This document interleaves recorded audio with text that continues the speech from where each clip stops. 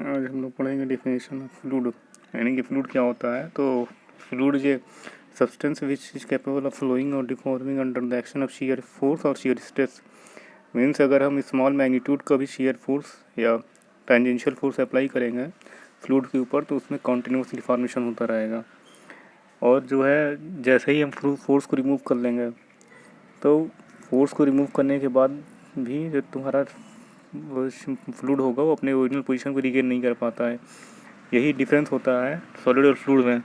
Solid में क्या होता है, अगर विदिन इलास्टिक लिमिट तक हम लोड लगाए हुए हैं टेंजेंशियल फोर्स या shear stress within elastic limit तक लोड को रिमूव कर दें तो सॉलिड क्या होता है अपने ओरिजिनल पोजीशन को रिगेन कर लेता है, ओरिजिनल शेप एंड साइज को after the removal of load.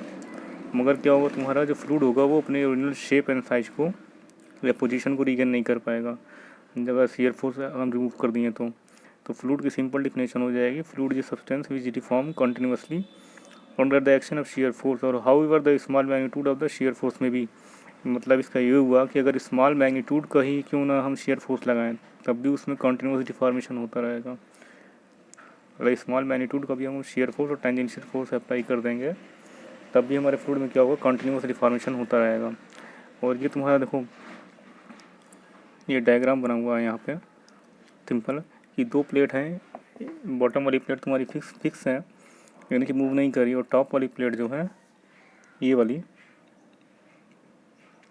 Top वाली प्लेट ये वाली प्लेट जो है तुम्हारी मूव कर रही है वेलोसिटी v से। यानी कि top layer is moving with velocity v and bottom layer is fixed. तो बॉटम लेयर जब फिक्स होते हैं तो एक फ्लूइड की प्रॉपर्टी होती है कि जो फ्लूइड इसके कॉन्टेक्ट में आएगा, यानी कि जो भी फ्लूइड इस सरफेस के कांटेक्ट में आएगा जो फिक्स लेयर है वो उसकी वेलोसिटी को एक्वायर कर लेगा। ये तुम्हारा फिक्स लेयर है और ऊपर वाली लेयर तुम्हारी मूवेबल लेयर, यानी कि ये वी वेलोसिटी से मूव कर रही है। तो क्या होता है, जब हम फोर्स लगाते हैं टेंजेंशियल फोर्स सरफेस के ऊपर लगा रहे हैं टॉप लेयर पे जो मूव कर रही है, तो पहले ओरिजिनल पोजीशन तुम्हारी ये थी मॉलिक्यूल्स फ्लूइड की पार्टिकल्स की, तो ओरिजिनल पोजीशन ये थी यानी कि before the application of tangential force. तो क्या था कि हमारा जो पार्टिकल है वो रेस्ट पे रहेगा, हम कोई टेंजेंशियल फोर्स अप्लाई नहीं किए अभी। तो क्या होता है, ये ओरिजिनल पोजीशन है, जैसे ही हम tangential force shear force apply करेंगे तो जो पार्टिकल ये था पहले ये चूँकि टॉप लेयर मूव कर रही है वेलोसिटी v से, तो पार्टिकल क्या होगा वो भी सेम वेलोसिटी से मूव करना चालू हो जाएगा। तो पोजीशन पहले इस टॉप लेयर वाली पार्टिकल की जो अटैच है उसकी पोजीशन 3 पे थी, फिर 3' पे आ गया।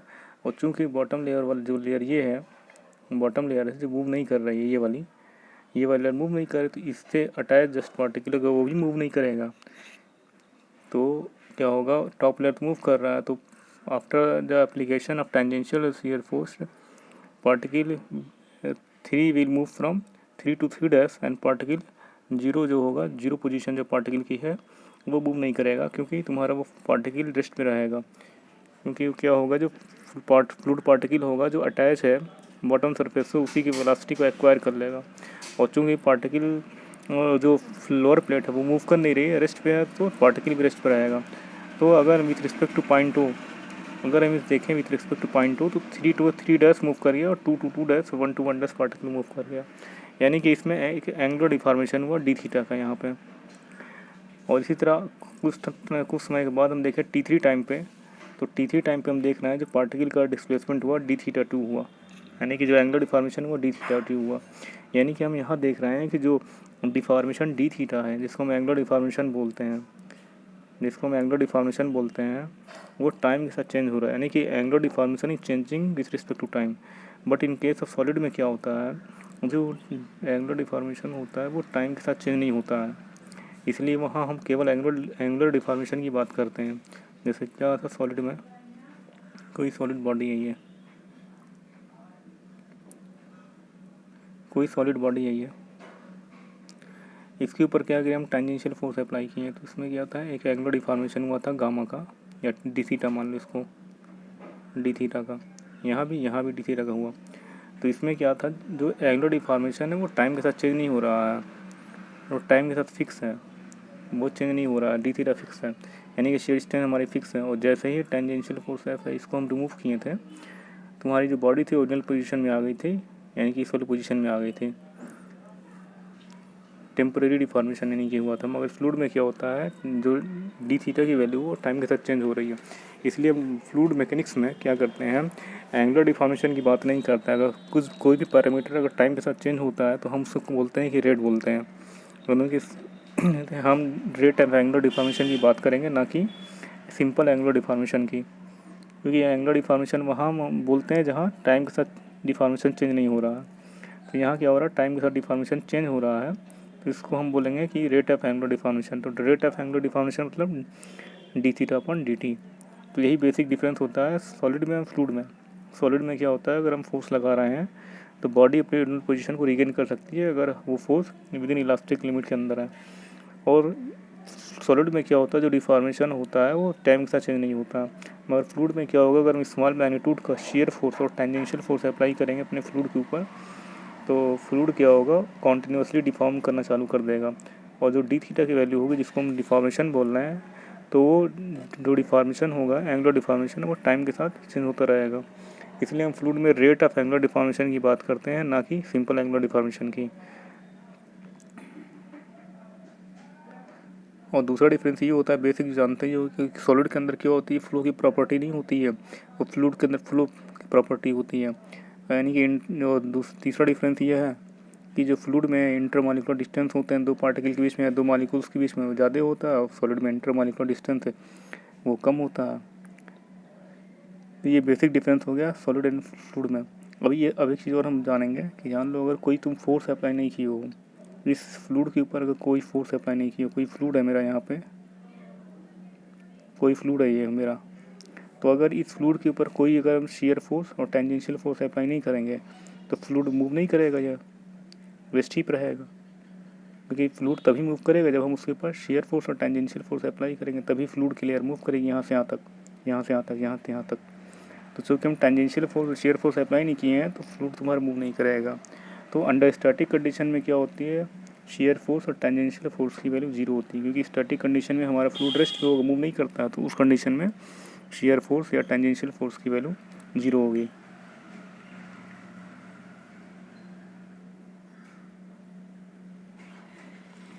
अब हम पढ़ेंगे प्रॉपर्टीज ऑफ फ्लूइड।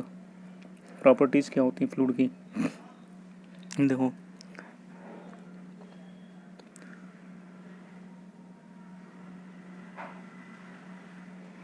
सबसे पहले हम जानेंगे प्रॉपर्टीज़ ऑफ फ्लूइड, मतलब हम फ्लूइड की प्रॉपर्टीज़ को पढ़ेंगे।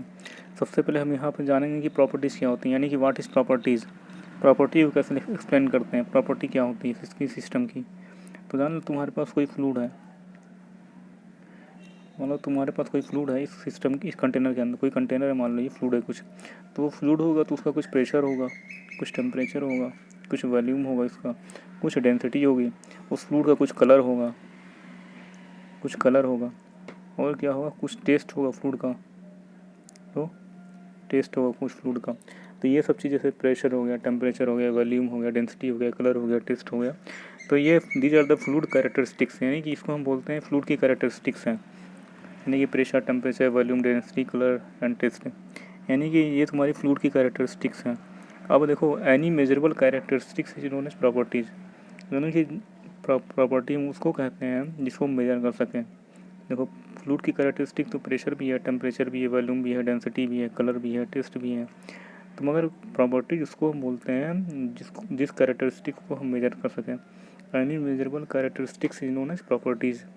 जैसे प्रेशर को हम मेजर कर सकते हैं, जैसे हमारा एटमॉस्फेरिक प्रेशर होता है उसको मेजर करने के लिए बैरोमीटर होता है, टेम्परेचर को मेजर करने के लिए थर्मामीटर होता है, हायर टेम्परेचर को मेजर करने के लिए ऑप्टिकल पायरोमीटर होता है। जिसको हम क्वांटिफाई कर सकें या मेजर कर सकें उसको हम कहेंगे प्रॉपर्टीज, दिस कैरेक्टरिस्टिक्स को। वॉल्यूम को कैलकुलेट कर सकते हैं, फार्मूला होता है, डेंसिटी को भी हम कैलकुलेट कर सकते हैं, मगर कलर एंड टेस्ट को मेजर और क्वान्टिफाई थोड़ी ना कर सकते हैं हम, कोई डिवाइस लगा के या कुछ करके हम उसको क्वांटिफाई थोड़ी ना कर सकते हैं। तो कलर और टेस्ट क्या होगा, हमारा जो प्रॉपर्टीज़ नहीं होंगी। ये सब कैरेक्टरिस्टिक्स हैं फ्लूइड की, किसी pressure, temperature, volume, density, colour, taste, मगर ये फ्लूइड की प्रॉपर्टीज़ कलर एंड टेस्ट नहीं होगा। फ्लूइड की प्रॉपर्टीज़ वही होंगी जिस कैरेक्टरिस्टिक्स को हम मेजर कर सकते हैं। तो ये तुम्हारी फ्लूइड की प्रॉपर्टी की डिफिनेशन होगी, मतलब any measurable characteristics is known as properties. और मतलब जिनको मेजर कर सके या क्वांटिफाई कर सके उसको हम बोलेंगे प्रॉपर्टीज़। तो फर्स्ट प्रॉपर्टी हम पहले पढ़ेंगे डेंसिटी और मास डेंसिटी। पहली प्रॉपर्टी है हमारी फ्लूइड की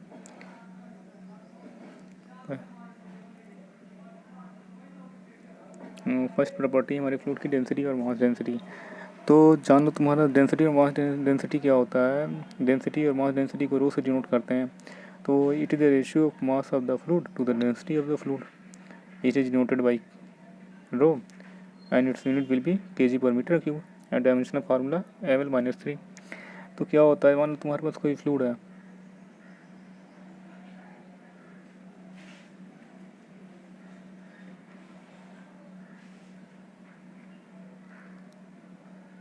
फ्लूइड की मास डेंसिटी क्या होती है। मान लो तुम्हारे पास कोई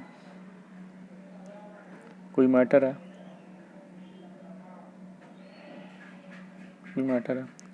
तो ये मैटर जो है गिवन वॉल्यूम में कितना मास ऑक्युपाई किया वो प्रॉपर्टी होती है। गिवन वॉल्यूम में कितना मास ऑक्युपाई किया वो प्रॉपर्टी होगी। तो यानी प्रॉपर्टी डेंसिटी होगी और मास डेंसिटी होगी। इसको रो से डिनोट करते हैं, सब लोग जानते ही होगा। मास बाई वॉल्यूम होता है और kg पर मीटर की उसकी यूनिट होगी। तो कुछ फ्लूइड प्रॉपर्टीज़ फ्लूइड होते हैं जिनकी हमको डेंसिटी जो है ये याद करना पड़ेगा, क्योंकि आगे जब क्वेश्चन वगैरह लगाएंगे तो इसका यूज़ होगा। तो जैसे वाटर की डेंसिटी होती है 1000 kg per metre cube at 4 degree Celsius पे होती है, और डेंसिटी ऑफ एयर होती है 1.2 kg पर मीटर क्यूब, ये होती है 25 डिग्री सेल्सियस टेम्परेचर पे। और फिर लास्ट डेंसिटी ऑफ मर्करी होती है 13.6 into 10³ kg per metre cube. और देखो ये डेंसिटी की वैल्यू जो है याद रखना, क्वेश्चन में लगाने में इसका हेल्प होगा, काफ़ी मदद मिलेगी। ये 3 फ्लूइड की प्रॉपर्टीज़ हैं, वाटर, एयर, डेंसिटी। तो हम एक चीज़ देख रहे होंगे, जो डेंसिटी एक्चुअली सिग्निफिकेंस क्या है, फिजिकल सिग्निफिकेंस डेंसिटी का, जैसे फार्मूला वगैरह तो सब लोग जानते हैं। तो मतलब ये डेंसिटी का एक्चुअल सिग्निफिकेंस ये है, ये बताता है कि हमारा फ्लूइड कितना हैवी है, यानी कि it represents heaviness of the fluid. मान लो तुम्हारे पास कोई कंटेनर है, 2 कंटेनर, एक कंटेनर ये है, एक कंटेनर ये है। मान लो फर्स्ट कंटेनर में तुम भरे हो ये वाटर को, water is filled in container first, and second container में क्या है, एयर है, कोई गैस है। और दोनों कंटेनर का वॉल्यूम जो है सेम है, यानी कि मान लो इसका क्यूबिक सेंटीमीटर है, 1 सेंटीमीटर है, उसका क्या है, इसका वॉल्यूम कितना, 1 सेंटीमीटर क्यूब है, यानी कि दोनों कंटेनर का जो वॉल्यूम है सेम है। अब क्या कर रहे हैं हम, density equal to mass upon volume, क्योंकि वॉल्यूम दोनों का सेम है, दोनों कंटेनर का, इसका भी सेम है, इसका भी सेम है। तो अगर हम इस कंटेनर फर्स्ट को उठाएंगे और कंटेनर सेकंड, ये कंटेनर फर्स्ट मान लो, ये कंटेनर सेकंड मान लो, तो अगर हम कंटेनर फर्स्ट को उठाते हैं तो हमको हैवी लगेगा कंटेनर, और सेकंड कंटेनर हल्का लगेगा, क्योंकि डेंसिटी वाटर की ज़्यादा है। तो सिंपली ये बताता है डेंसिटी की it represents heaviness of the fluid, यानी कि हमारा फ्लूइड कितना हैवी है, यानी कि हमारा फ्लूइड जो है कितना हैवी है। यानी कि अब डेंसिटी जो है 2 पैरामीटर पर डिपेंड करता है। डेंसिटी जो है 2 पैरामीटर पर डिपेंड करता है, जैसे यहाँ लिखा है density depends on temperature and pressure. Temperature and pressure का मतलब ये हुआ for given volume, temperature pressure मतलब टेम्परेचर और प्रेशर पर कैसे डिपेंड करता है डेंसिटी। देखो मान लो तुम्हारे पास कोई मास है, फ्लूइड है, उसका कुछ मास होगा,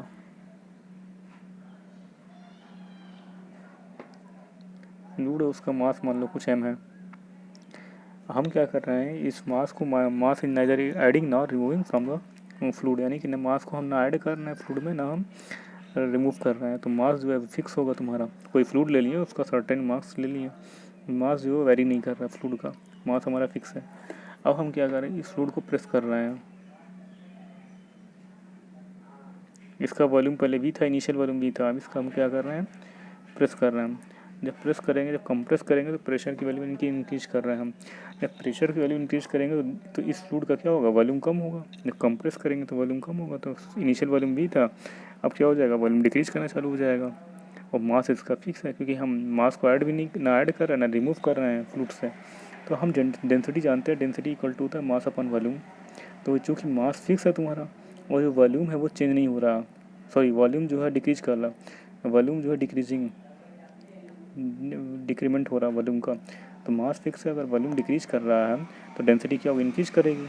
तो हमें एक चीज़ यहाँ से ये देख रहे हैं कि अगर हम प्रेशर को इंक्रीज करते हैं यानी कंप्रेस करते हैं फ्लूइड को, तो या प्रेशर को इंक्रीज करते हैं तो फ्लूइड का वॉल्यूम कम होता है। और जब फ्लूइड का वॉल्यूम कम होता है जो और मास हमारा फिक्स है तो डेंसिटी का फार्मूला होता है मास अपॉन वॉल्यूम। तो जब वॉल्यूम डिक्रीज करेगा तो हमारी डेंसिटी क्या होगी, फ्लूइड की इंक्रीज करेगी। तो हम कह सकते हैं कि with increase in pressure density will decrease, sorry density क्या करेगी, इंक्रीज करेगी। यानी कि प्रेशर को इंक्रीज करने से डेंसिटी जो होती है फ्लूइड की वो इंक्रीज करती है।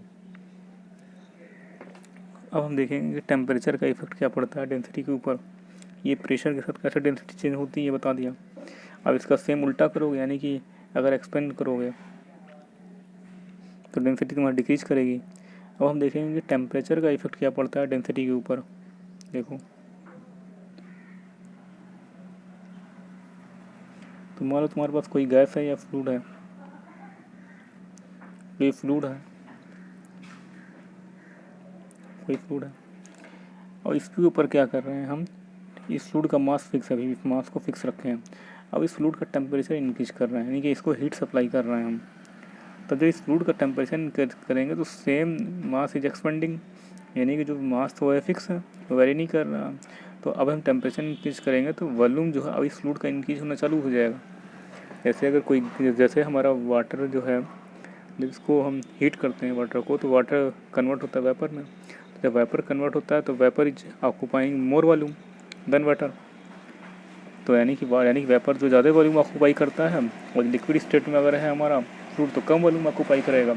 और जैसे इसको हीट सप्लाई करेंगे तो जो हमारा वेपर है वो ज़्यादा वॉल्यूम को या गैस ज़्यादा वॉल्यूम को ऑक्यूपाई करेगा, गैस में कन्वर्ट हो रहा है तो फ्लूइड। तो उसी तरह क्या होता है जब हम टेम्परेचर इंक्रीज करते हैं यानी कि हीट सप्लाई करते हैं फ्लूइड को अपने हम, तो उसका वॉल्यूम क्या होगा, इंक्रीज होना चालू हो जाता है, मास तो फिक्स रहेगा। तो यहाँ क्या है, तुम्हारा डेंसिटी का फार्मूला होता है मास अपॉन वॉल्यूम, यानी कि मास हमारा फिक्स है मगर वॉल्यूम जो है टेम्परेचर इंक्रीज करने पे इंक्रीज हो रहा है। तो जब टेम्परेचर इंक्रीज करने पे वॉल्यूम इंक्रीज होगा तो डेंसिटी तुम्हारी डिक्रीज होगा। तो हम एक चीज़ यहाँ से ये देख रहे हैं कि with increase in temperature density क्या हो रहा है, तुम्हारा डिक्रीज हो रहा है यहाँ पे। दो चीज़ हम यहाँ पे देखें, यानी कि हम देखें कि दो चीज़ यहाँ पे हम देख ली, यानी कि प्रेशर का वेरिएशन जो होता है, प्रेशर जो वेरी करता है टेम्परेचर और प्रेशर के साथ। यानी कि हम टेम्परेचर इंक्रीज करेंगे तो डेंसिटी तुम्हारी डिक्रीज करती है, प्रेशर इंक्रीज करते हैं तो डेंसिटी इंक्रीज करती है। अब सेकंड प्रॉपर्टी पे आते हैं। सेकंड प्रॉपर्टी का नाम है स्पेसिफिक वेट और वेट डेंसिटी। सेकंड प्रॉपर्टी होती है स्पेसिफिक वेट और वेट डेंसिटी। इसको हम W से डिनोट करते हैं। इसका देखो डेफिनेशन लिखा हुआ है, it is the ratio of the weight of the fluid to the density of the fluid. मतलब